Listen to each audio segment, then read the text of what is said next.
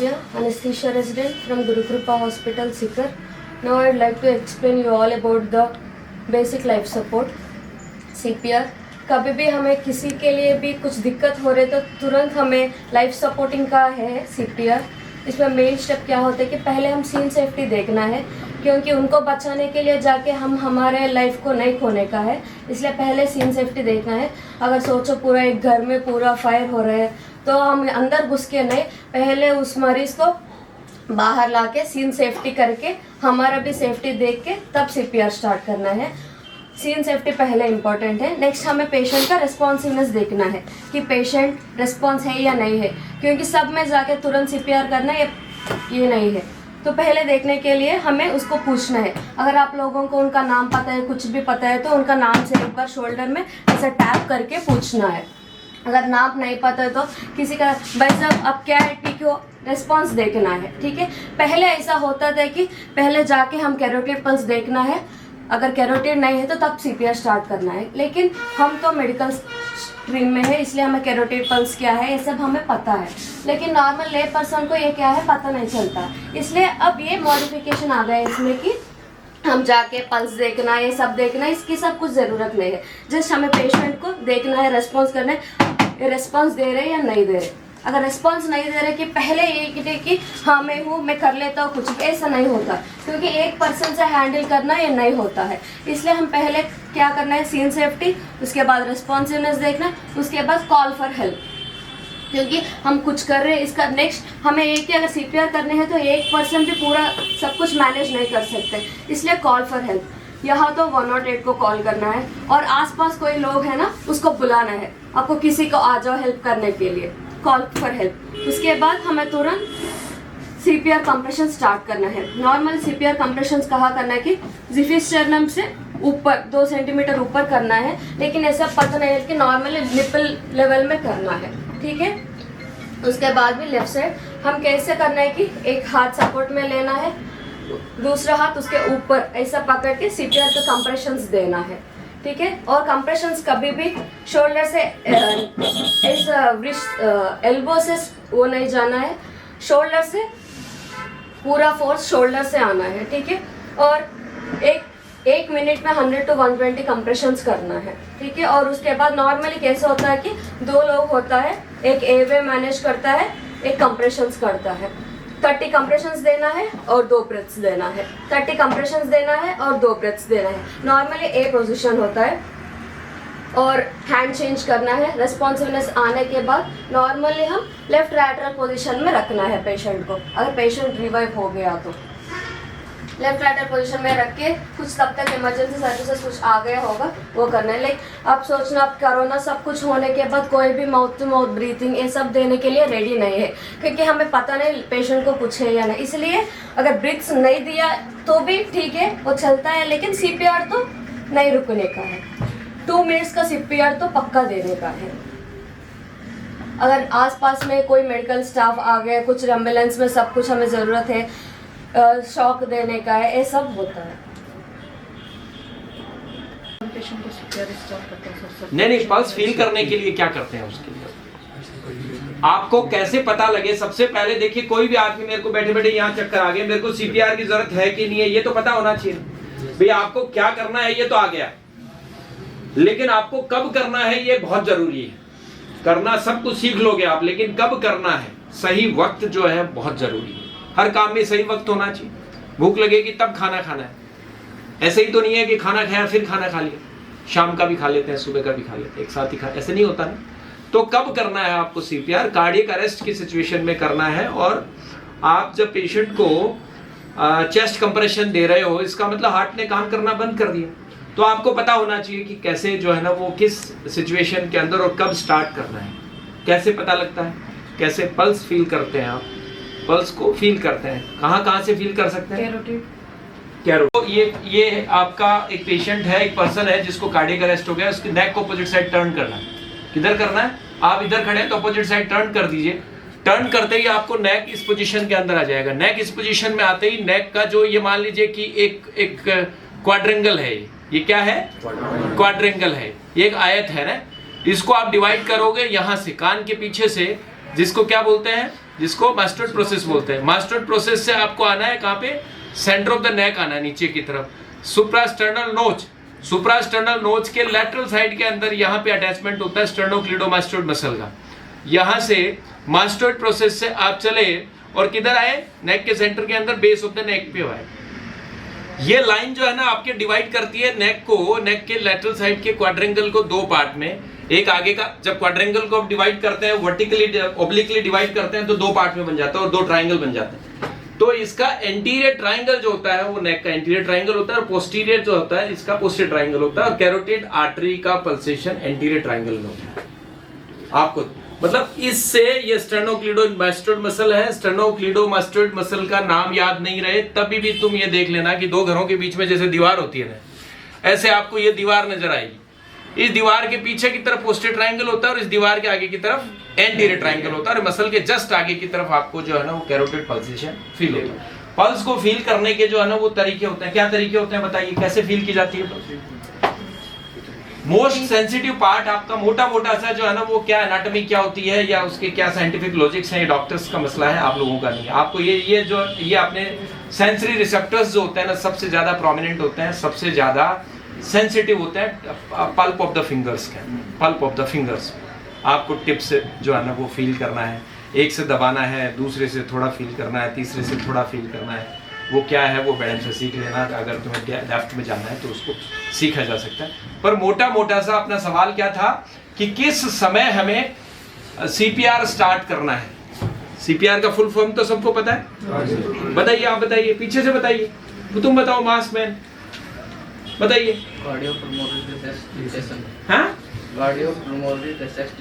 हाँ, बहुत बढ़िया बोले, लेकिन थोड़ा स्पेलिंग आप जिस हिसाब से बोले उस हिसाब से आप स्पेलिंग सही नहीं लिख पाओगे। तुम बताओ रिससिटेशन की स्पेलिंग बताओ।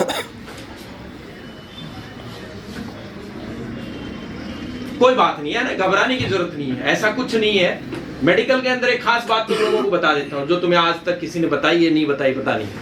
मेडिकल के अंदर कोई भी बात आपको नहीं आती है तो घबराने की जरूरत नहीं है। क्यों? क्योंकि अपन तो इसमें आ गए, अपन तो जिंदगी भर सीखे। तो जो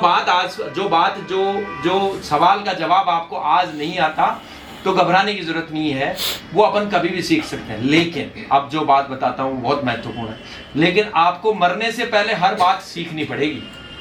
मरने से पहले हर बात सीखनी पड़ेगी। अब आप पे निर्भर करता है कि आप 75 के होके मरोगे या 90 के होके मरोगे। तो 90 साल की उम्र में सीखना चाहते हो कि कल ही सीखना चाहती हो? तो कल ही सीखना चाहोगी, सीख लेना। जो सवाल पूछा है मैंने उसका आंसर सीख लेना, उसका बहुत आवश्यक है। बैठ जाइए, ये आपसे संबंधित सवाल है। तो सीपीआर अपन को कब करना है? कार्डियक अरेस्ट की सिचुएशन में करना है। और कार्डियक अरेस्ट को कब अपन असेस करते हैं, बहुत इंपॉर्टेंट मसला है। सबसे पहला हो गया पल्स, दूसरा हो गया ब्रीदिंग। ब्रीदिंग से भी अपन नाक के आगे उंगली रखते हैं या कान की रख सकते हैं, क्या रख सकते हैं? बहुत सिंपल भाषा के अंदर। देखिए, मैं इस स्ट्रीम से रिलेशन मेरा नहीं है, तो please excuse me if I will make some mistakes. कोशिश करूंगा कि ज्यादा मिस्टेक्स नहीं करूं, क्योंकि बोलता उतना ही हूं जितना मुझे ज्ञान है, उससे आगे बोलूंगा नहीं। पर कोई गलत बात बोलूं तो मुझे जरूर बता दीजिए, ये रिकॉर्ड मत करो। इंफेक्शन हो सकता है, हार्ट अटैक हो सकता है, और बहुत सारे कारण होते हैं जिनके अंदर, एक्सीडेंट के अंदर हो सकता है। कई सिचुएशंस ऐसी होती हैं जिनके अंदर, लेकिन अपने शरीर का मुख्य जो भाग है, ऑर्गन है, वो क्या है? वो हार्ट है, दिल है। नहीं, इसीलिए इतना सुंदर नाम रखा गया है इसका, दिल। दिल जब धड़कता है तो शरीर चलता है। अब दिल ने जब धड़कना बंद कर दिया तो आपको सीपीआर स्टार्ट करना है। सीपीआर स्टार्ट करने से पहले आपको पता होना चाहिए कि मुझे जो है ना वो किन किन बातों से पता लग गया कि सीपीआर इसके अंदर जरूरत है, इसका कार्डियक अरेस्ट हो चुका है। तो सबसे पहले जो मैडम ने बात बताया कि सबसे पहले आपको सेफ साइट, सेफ साइट दो बातों के लिए बड़ी महत्वपूर्ण है। क्यों महत्वपूर्ण? एक तो किसी भी व्यक्ति का एक्सीडेंट हुआ यहाँ पे, तो क्या आप रोड के बीच में सीपीआर स्टार्ट कर दोगे? आप क्या करोगे?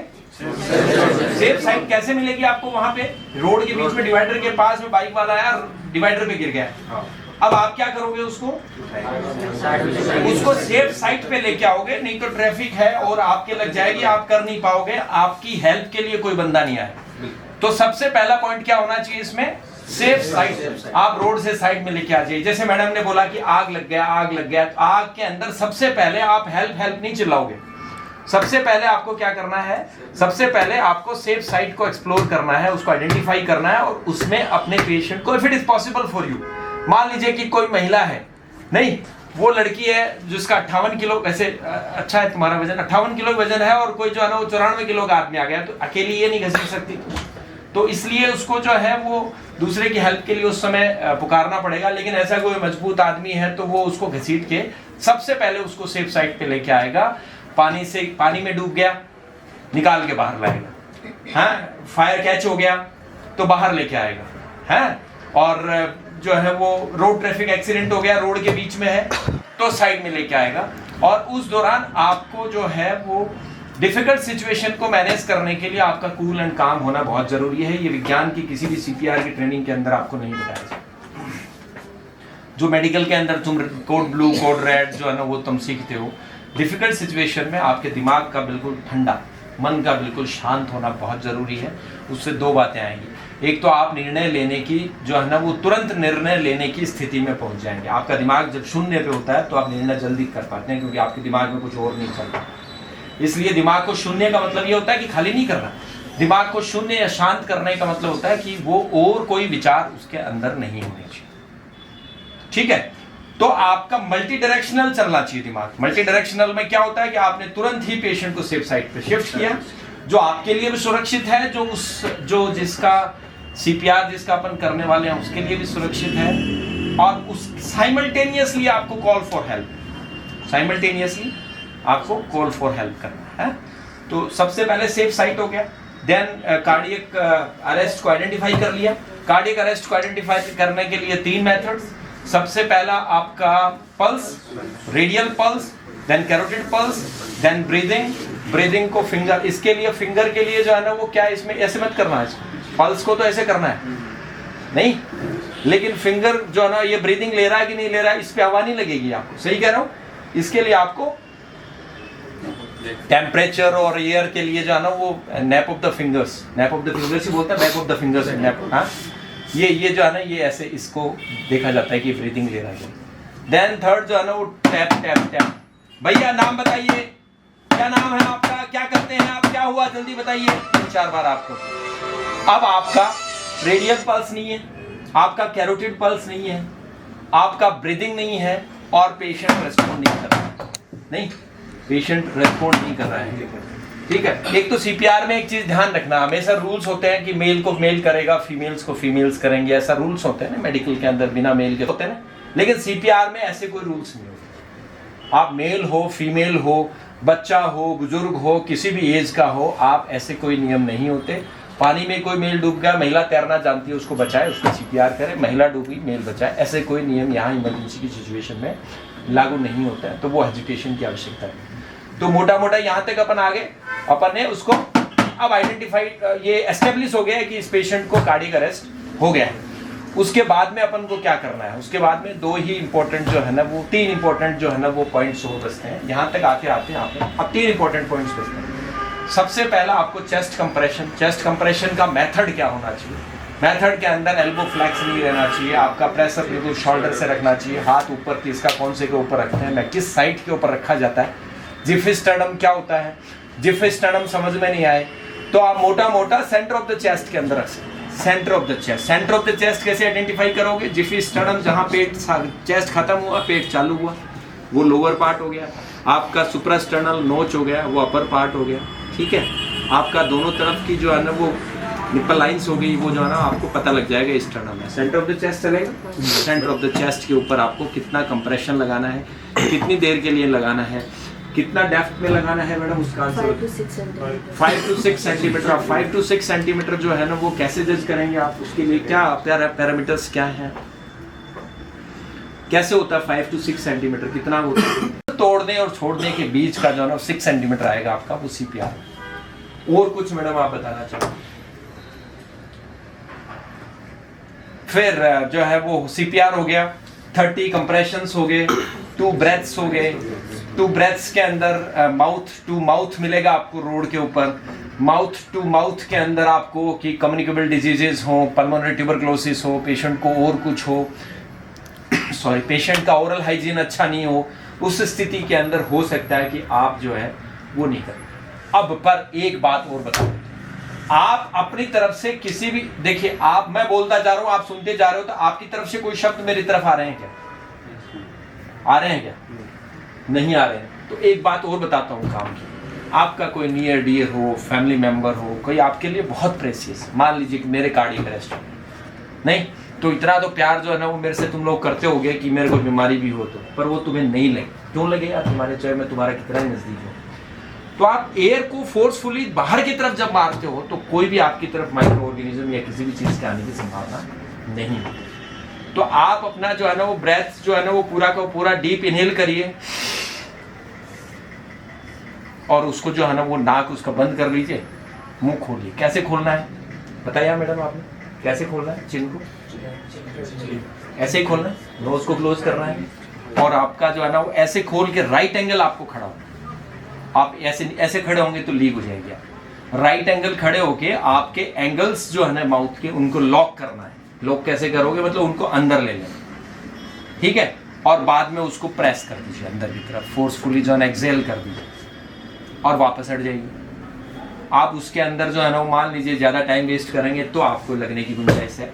फोर्सफुली ऊपर से नीचे की तरफ पानी बहता है तो नीचे गंदा होता है, गंदे वाला ऊपर वाले जो है ना अच्छे वाले को कभी गंदा नहीं कर सकता। कर सकता है क्या? सही कह रहा हूं? Logically acceptable? तो इसलिए कभी किसी इमरजेंसी के अंदर आपका नियर डियर हो आपके लिए, it is up to you. हाँ, जो नहीं करना चाहता मत करिए। विज्ञान के अंदर लिखा नहीं है कि आपको जबरदस्ती करना ही पड़ेगा। माउथ टू माउथ ब्रीदिंग देनी पड़ेगी, ये it is not compulsory. But if you are thinking that it is the person is very precious for me, और कई बार आदमी खुद भी चैलेंज लेता है, ये अननोन है, तो भी आपको लगता है ना कि यार मुझे इसको बचाना है, तो आप एक्सेल कर दीजिए और तुरंत हट जाइए, फिर भरिए और फिर एक्सेल कर दीजिए, उसके पास आपको कोई कुछ नहीं हो जाएगा क्या? नहीं होगा। इसलिए इतना हेजिटेट करने की जरूरत भी नहीं। ठीक है, चेस्ट कंप्रेशन हो गया, माउथ टू माउथ ब्रीदिंग हो गई, और क्या है? Anything else? Then patient revive हो गया। हाँ, देन रिवाइव हो गया तो कॉल फॉर हेल्प करा, तब तक लोग जो है ना एम्बुलेंस वगैरह बुला। आपको तो safe side call for help, और आपको चेस्ट कंप्रेशन और माउथ टू माउथ ब्रीदिंग जो आपके हाथ में। अच्छा, इससे आगे एक बात बताता हूँ, जो आपके हाथ में है वो आप कर दीजिए, उसके बाद में जो है ना वो कुछ नहीं हो सकता, तो आप डोंट फील रिग्रेटेड। नहीं, आपको ऐसे ही फील करना है कि मैंने एक पर्सन का सीपीआर किया, तो अगर वो बच गया तो आज मैं ऊपर और आसमान नीचे, लेकिन वो नहीं बचा तो भी आप ईश्वर के दूत से कम नहीं, ये मान लीजिए, चाहे आप कहीं भी करें। और सीपीआर ट्रेनिंग आपको आती है और आपने अपनी लाइफ के अंदर कितनों को दी, जरूरी नहीं है कि आपको ये मौका मिले। देखिए, ज्ञान तब तक जो है ना वो अधूरा है जब तक वो किसी के काम नहीं है। आपने कुछ सीखा, आपको कुछ आता है, तो जब तक आप किसी के ऊपर उसको इस्तेमाल नहीं करेंगे और किसी की मदद नहीं करेंगे, तब तक वो आपका नॉलेज जो है वो बिल्कुल अधूरा है। इसलिए शास्त्रों के अंदर, विज्ञान से इतर एक बात कहता हूँ, कहा गया है जो 2 रेस्क्यूअर्स है कि आप लोगों के हेल्प में और एक पर्सन भी है, तो बच्चों में 15:2 15 कंप्रेशंस देना है, 2 ब्रेथ्स देना है। अगर सोचो 2 रेस्क्यूअर्स नहीं है, एक ही रेस्क्यूअर है, तो उसमें भी सेम 30:2 कंप्रेशंस ही करना है। और बच्चों में क्या, हमें यहाँ तो पूरा हाथ सब कुछ लगा के करते हैं। अगर छोटा इन्फेंट है, छोटा बच्चा है, तो अकेले तम से करना है। और बोलो वो 1 ईयर तक ठीक है थोड़ा, तो 3 फिंगर से 2 फिंगर से करना है, और उससे बच्चा है तो एक ही हाथ से करना है। इसमें तो कैरोटिड आर्टरी से चेक करते हैं, बच्चे में कहाँ से? रेस्पॉन्स नहीं है तो सीखना स्टार्ट। कहाँ से कुछ करते हैं? फिमोरल। ठीक है, बताइए जो भी बताइए। फिमोरल, क्योंकि फीमोरल होगी, और एक बार अजीता मैडम से पूछ लीजिएगा, कंफर्म करके और आंसर कर दीजिएगा। फिमोरल पक्का? हाँ, ठीक है, फिमोरल से देखते हैं।